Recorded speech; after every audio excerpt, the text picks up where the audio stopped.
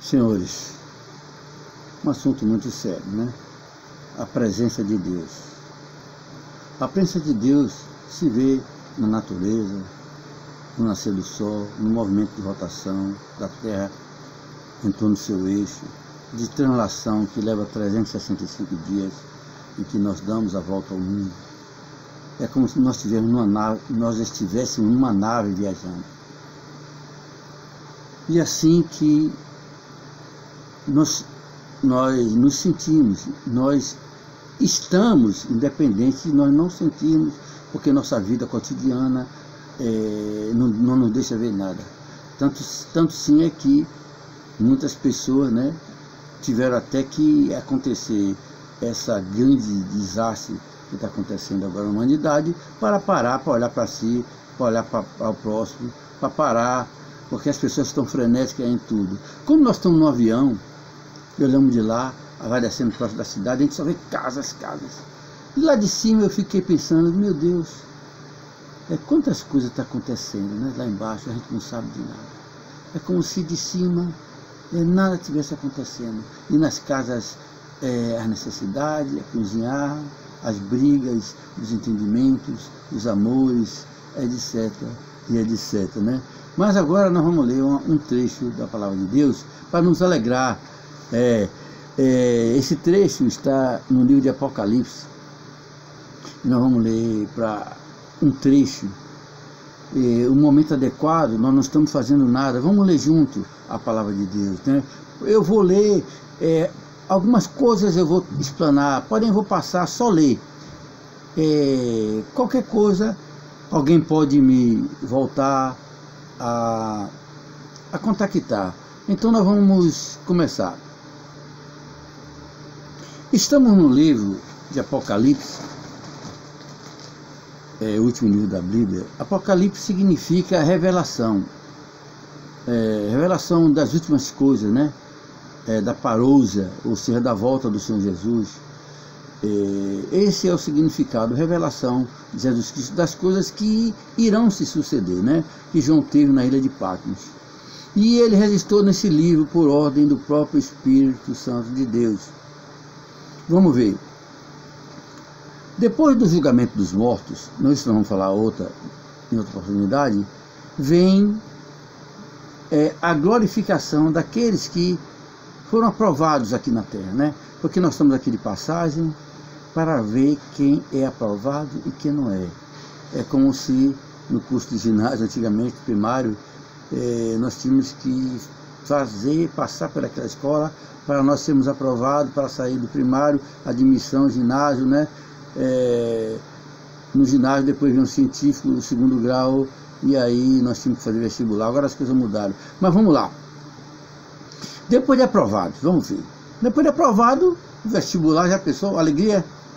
Quantos colegas meus naquela época, né? Uma grande alegria, passaram na universidade. Eu não cheguei a fazer, né? Tantos, né? E aí, Gilvan, você lembra da sua alegria? E de tantos outros. Eu falei nele com um nome geral, generalizando todos. Vamos lá. A Nova Jerusalém. Então vi novos céus e nova terra, João que viu, né? Pois o primeiro céu e a primeira terra tinham passado. Primeiro céu, primeira terra. É esse momento que nós estamos vivendo nessa terra. O mar já não existia, e vi a cidade santa, a Nova Jerusalém, que descia dos céus, da parte de Deus, preparada como uma noiva adornada para o seu marido. Um casamento oriental, né? Aquelas pompas todas. Então, a Nova Jerusalém, uma cidade adornada, né? Imagine uma igreja toda enfeitada para a noiva entrar com véu de branco, assim, com as guardas de honra antigamente, segurando, né, o rabo, né, o véu da noiva até lá embaixo. Vamos lá. Então, a Nova Jerusalém que descia dos céus, da parte de Deus, preparada como uma noiva adornada para o seu marido. Porque nessa cidade vai estar quem? Aqueles que venceram com Cristo. Ouvi uma forte voz que vinha do trono e dizia: agora a casa de Deus está com os homens, e com ele os viverá. Eles serão os seus povos, e o próprio Deus estará com eles, e ele será o seu Deus. Imagine quando você está numa casa, entra numa casa nova, com um marido, filhos, e toma posse daquela casa, que alegria, aquela casa própria, em que você pode entrar nunca pagando aluguel, e agora você tem a casa para todos os seus, que alegria, né? Mas é só que essa alegria é o seguinte: será a casa em que Deus habitará conosco. Imaginaram isso? Esse Deus que você não vê agora, não sente agora às vezes. Eu posso sentir a presença de Deus e muitos outros, porque nós buscamos essa face de Deus para sentir isso. Então, eles serão o seu povo, porque Deus estará com eles e será o seu Deus. Ele enxugará dos seus olhos toda lágrima, não haverá mais morte, nem tristeza, nem choro, nem dor, pois as primeiras coisas se passaram. Imagine, não haverá mais morte, nem pranto, nem choro, nem dor. Todos os abrolhos, espinhos, a que nós estamos passando nessa vida, as tantas lutas, a dificuldade de ganhar dinheiro, morte, doença, corre para lá, um desassossego, brigas, confusão, aqui acabou-se tudo. Mas não é acabou-se para o silêncio, aqui acabou-se para vir uma vida de supra-excelência, uma vida com Deus em que Ele enxugará todas, não haverá mais dor, nem morte, nem pranto, então o homem será imortal. Mas para que isso aconteça, você precisa ser aprovado, para ser digno de entrar na cidade da Nova Jerusalém pelas portas. Aquele que estava sentado no trono disse: estou fazendo novas todas as coisas. E acrescentou: escreva isso, pois essas palavras são verdadeiras e fiéis. E disse-me ainda, o Espírito disse a João: está consumado, eu sou o alfa e o ômega, o princípio e o fim. E quem tiver sede, darei de beber gratuitamente da fonte da água da vida. O vencedor herdará tudo isso, e eu serei seu Deus, e ele será meu filho. Então está aqui a promessa: a quem tiver sede de Deus, a quem quer realmente buscar Deus. Eu sei que cuidar da vida, dos netos, dos filhos, do emprego, tudo isso é necessário, e a gente deixa Deus de lado, botar comida na mesa, sexo, diversão, e agora os ídolos da televisão, da música, das artes, cantando o que bem quer, falando o que bem quer, sem nenhuma noção de Deus, longe de Deus, como nós também estávamos, como eu estava, porém agora eu pude encontrar esse Deus que me promete essas coisas que eu estou transmitindo para você. Depois que ele dizer que essas palavras são fiéis e verdadeiras, disse mais ainda: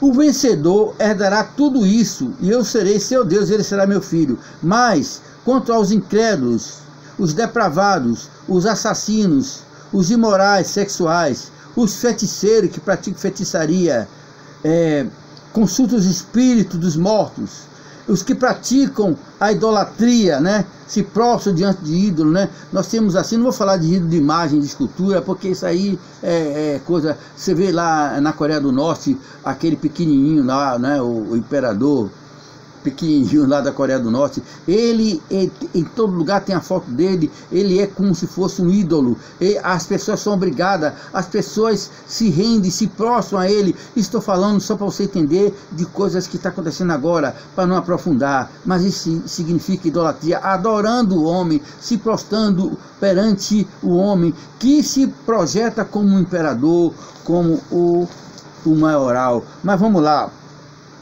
Existe no Ocidente outras formas, mas não vamos entrar também nesse detalhe, Então aqui está dizendo as pessoas que entrarão e as que não entrarão. E nela está escrito tudo isso, A idolatria, imoralidade sexual, os mentirosos.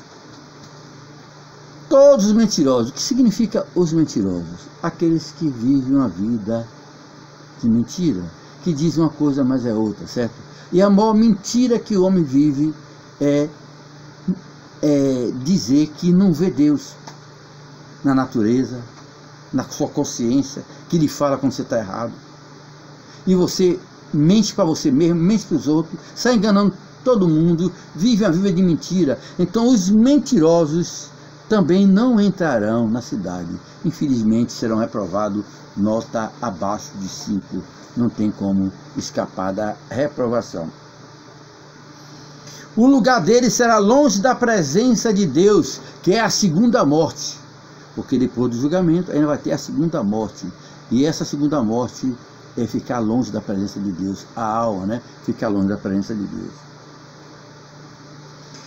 E aqui, continuando, um dos 7 anjos que tinham as 7 taças cheias das últimas 7 pragas, aproximou-se e me disse: venha, eu lhe mostrarei a noiva e a esposa do Cordeiro. E ele me levou no espírito a um grande alto monte, e mostrou-me a cidade santa, Jerusalém, que descia dos céus, da parte de Deus.